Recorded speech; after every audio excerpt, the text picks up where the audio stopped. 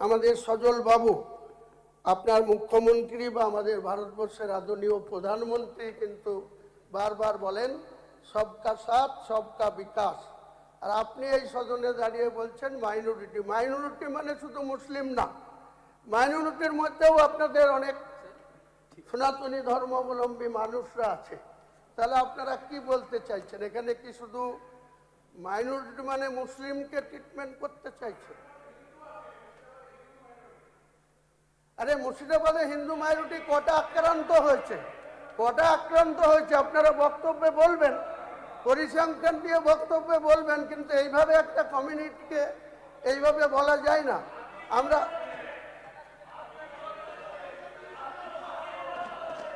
ওইভাবে বলা হয়নি, ওইভাবে বলা হয়নি, আপনি ভুল বুঝছেন। আপনি যেটা হাউসের মধ্যে বলছেন এটা এইভাবে বলা যায় না, এইভাবে একটা সম্প্রদায়কে এইভাবে অ্যাটাক করা যায় না।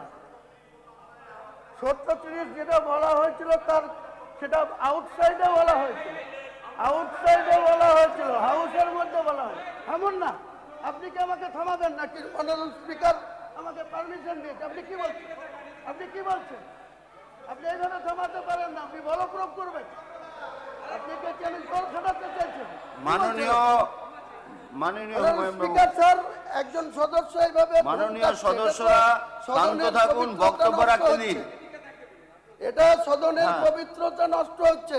মনে রাখবেন, আপনারা আজ শাসক বেঞ্চে এসছেন, আপনারাই কিন্তু বিগত বিধানসভায় এই আসনে ছিলেন, তাই জনাদেশ আপনাদের পক্ষে গিয়েছে। আপনারা 2,93,06,000 ভোট পেয়েছেন। বিরোধীদের ভোট কিন্তু সব মিলে দেখবেন 3,22,00,000 আছে। এটা স্মরণ রাখবেন, স্মরণ রেখে কথা বলবেন সদনে। আপনি কোনো বিপদ বলা হয়নি, কোনো বিপদ। হুমায়ুন বাবু, আপনি বিষয়ে এসে আপনার 1 মিনিট আছে, 1 মিনিটও নেই, আপনি শেষ করুন। মুখ্যমন্ত্রী অবগত আছেন কোন পরিপ্রেক্ষিতে বলা হয়েছিল। আমার বাড়ির কাছে এসে মাননীয় ইউপির মুখ্যমন্ত্রী যোগীজি এসে আমাকে ডাইরেক্ট আক্রমণ করে বলেছিলেন, তার জন্য আমি পাল্টা বলেছিলাম। এটা সদনের কথা না, আমি সদনে এইভাবে বলিনি, কোনোদিন বলবো না। আপনাদের সকলের এই সম্মান দিয়ে বাইরেও বলবো না, বাইরেও বলবেন না। কিন্তু বাইরে যদি আমি আপনাকে ধমকানো দেয়নি এইভাবে ধমকানো, আপনাকে কেউ অধিকার দেয়নি এইভাবে ধমকানোর। আমি অনুভূতি নিয়ে আমি কথা বলছি। সম্মানীয় অধ্যক্ষ মহাশয়, অষ্টাদশ বিধানসভায় মহামান্য রাজ্যপাল মহোদয়ের ভাষণের উপরে আলোচনায় অংশগ্রহণ করতে পেরে এবং সুযোগ দেওয়ার জন্য আপনাকে শুভেচ্ছা জানাই এবং রাজ্যের নবনির্বাচিত মুখ্যমন্ত্রী এবং পরিষদীয় মন্ত্রীকে অনেক অনেক শুভেচ্ছা জানাই। সেই সঙ্গে এই অষ্টাদশ বিধানসভার অনেক পুরনো সদস্য যেমন নির্বাচিত হয়ে এসছেন, পাশাপাশি আমরা লক্ষ্য করছি প্রায় 200-র অধিক নতুন সদস্য তেনারা নির্বাচিত হয়ে এই পবিত্র সদনে এসেছেন। কিন্তু আমরা লক্ষ্য করছি আজকে রাজ্যপাল মহোদয়ের ভাষণের উপরে বক্তব্য রাখতে গিয়ে মাননীয় শাসক ব্রাঞ্চের থেকে কিছু সদস্য, 1 নম্বরে মাননীয় সজল ঘোষ এবং কৌস্তব বাগচি, যেভাবে সদনকে উত্তপ্ত করার চেষ্টা করছেন। আপনাদের আমি স্মরণ করিয়ে দিই, আজকের যিনি মুখ্যমন্ত্রী বা পরিষদীয় মন্ত্রী, 2021 সালের নির্বাচনে 17তম বিধানসভা নির্বাচনের পরে এনারাই কিন্তু এই বিরোধী বেঞ্চে ছিলেন। আপনাদের সংখ্যা ছিল 77, কিন্তু আনুষ্ঠানিকভাবে এখানে ছিলেন 75। পূর্বতন সরকার 75টাকে যেভাবে, যে কায়দায়, যে কৌশল অবলম্বন করে আপনাদের সংখ্যাটা ক্রমশই কমিয়ে এনে 65-তে নিয়ে এসেছিলেন। সেটা যেন বর্তমান সরকার না করেন। আজকের আপনাদের 208 হচ্ছে শাসক দলের স্ট্যান্ড, আর বিরোধীতে বেঞ্চে আমরা আছি 86।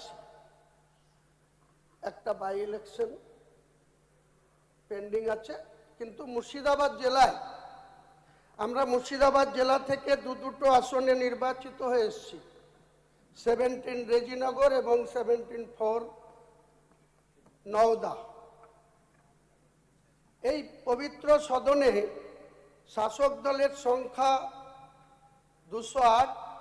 নিশ্চয় বিরোধী সংখ্যা যে আছে তাদের মাননীয় মুখ্যমন্ত্রী আগেই ঘোষণা করেছেন যে যা সময় ধরে আমাদের সদন চলবে সেই সময়ের অর্ধেক সময় বিরোধীদের বরাদ্দ রাখা হবে। কিন্তু এখানে বিরোধী দলের নেতৃত্ব কারা দিচ্ছে সেটা আমরা স্পষ্ট বুঝতে পারছি। আমি মুর্শিদাবাদের 22 আসনের মধ্যে 2টো আসন আমার আমজনতা উন্নয়ন পার্টির চেয়ারম্যান হিসেবে আমি জিতে এসেছিলাম, আপনারা সকলেই অবগত আছেন।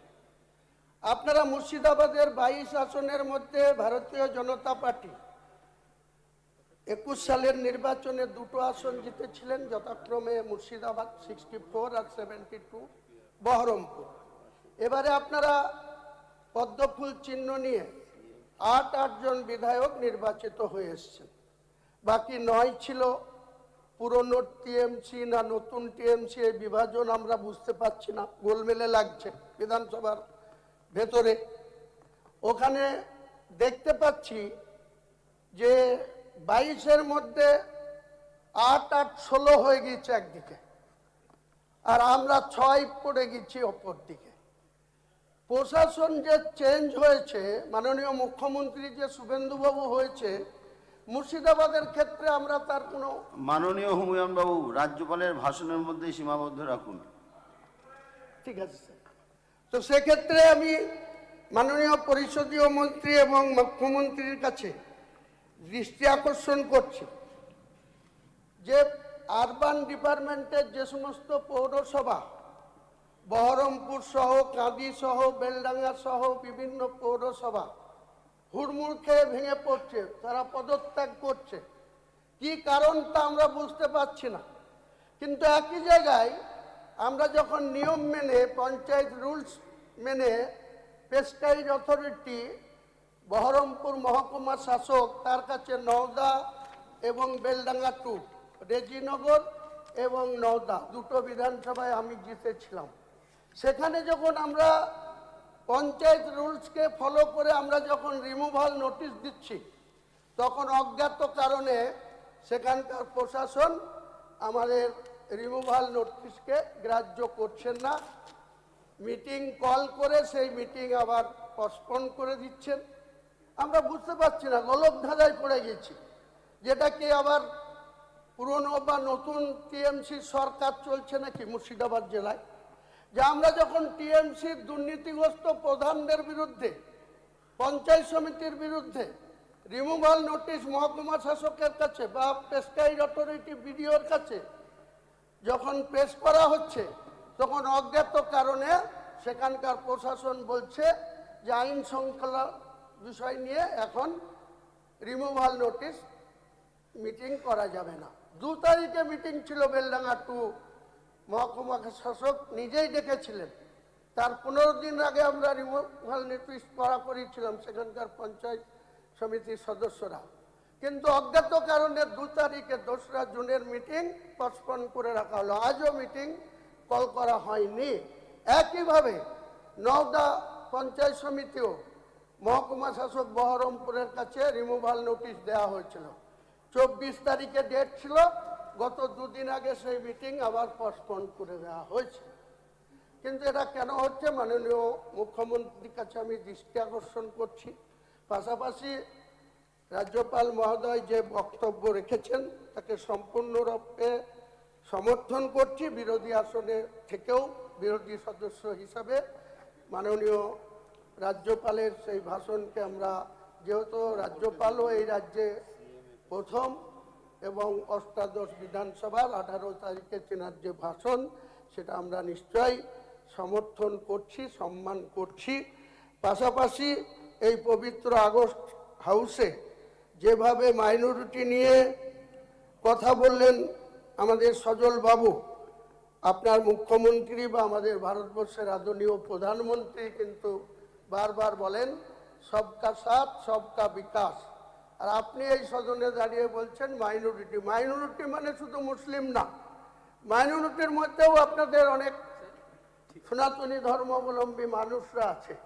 তাহলে আপনারা কি বলতে চাইছেন? এখানে কি শুধু মাইনরিটি মানে মুসলিমকে ট্রিটমেন্ট করতে চাইছেন?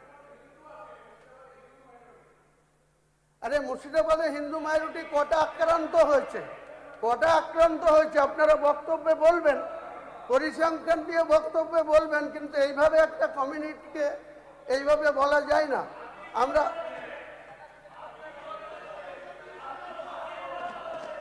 ওইভাবে বলা হয়নি, ওইভাবে বলা হয়নি, আপনি ভুল বুঝছেন। আপনি যেটা হাউসের মধ্যে বলছেন এটা এইভাবে বলা যায় না, এইভাবে একটা সম্প্রদায়কে এইভাবে অ্যাটাক করা যায় না। 37 যেটা বলা হয়েছিল তার সেটা আউটসাইডে বলা হয়েছিল, আউটসাইডে বলা হয়েছিল, হাউসের মধ্যে বলা হয়। এমন না, আপনি কি আমাকে থামাবেন নাকি? অনারেবল স্পিকার আমাকে পারমিশন দিয়েছে। আপনি কি বলছেন? আপনি কি বলছেন? আপনি এইভাবে থামাতে পারেন না, আপনি বল প্রয়োগ করবেন। আপনি কি চ্যালেঞ্জ করে খাটাতে চাইছেন? মাননীয় স্পিকার স্যার, একজন সদস্য এইভাবে মাননীয় সদস্যরা শান্ত থাকুন, বক্তব্য রাখতে দিন। এটা সদনের পবিত্রতা নষ্ট হচ্ছে। মনে রাখবেন, আপনারা আজ শাসক বেঞ্চে এসছেন, আপনারাই কিন্তু বিগত বিধানসভায় এই আসনে ছিলেন। তাই জনাদেশ আপনাদের পক্ষে গিয়েছে। আপনারা 2,93,06,000 ভোট পেয়েছেন। বিরোধীদের ভোট কিন্তু সব মিলে দেখবেন 3,22,00,000 আছে। এটা স্মরণ রাখবেন, স্মরণ রেখে কথা বলবেন সদনে। আপনি কোনো বিপদ বলা হয়নি, কোনো বিপদ হুমায়ুন বাবু, বলা হয়নি। আপনি বিষয়ে এসে আপনি তার আগে আপনার 1 কোন মিনিট আছে, 1 পরিপ্রেক্ষিতে মিনিটও সেই নেই, কথা বলা হয়েছিল আপনি মাননীয় শেষ করুন, মুখ্যমন্ত্রী অবগত শেষ করুন। আছেন। কোন